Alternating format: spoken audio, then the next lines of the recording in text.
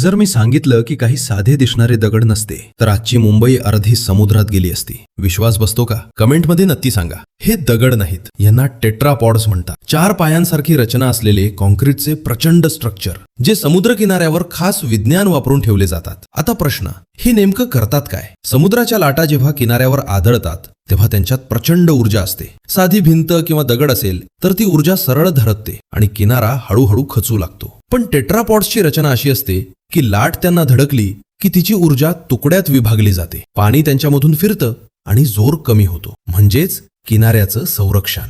म्हणूनच मुंबईसारख्या किनारी शहरांमध्ये, विशेषतः मरीन ड्राईव्ह सारख्या भागात, हे टेट्रापॉड्स जीव वाचवणाऱ्या सैनिकांसारखे उभे असतात. विचार करा, हे नसते तर प्रत्येक मोठ्या भरतीला आणि वादळाला शहर थेट धोक्यात आलं असतं. तर आता सांगा, आपल्याला रोज दिसणाऱ्या या विचित्र दगडांमागचं विज्ञान माहीत होतं का?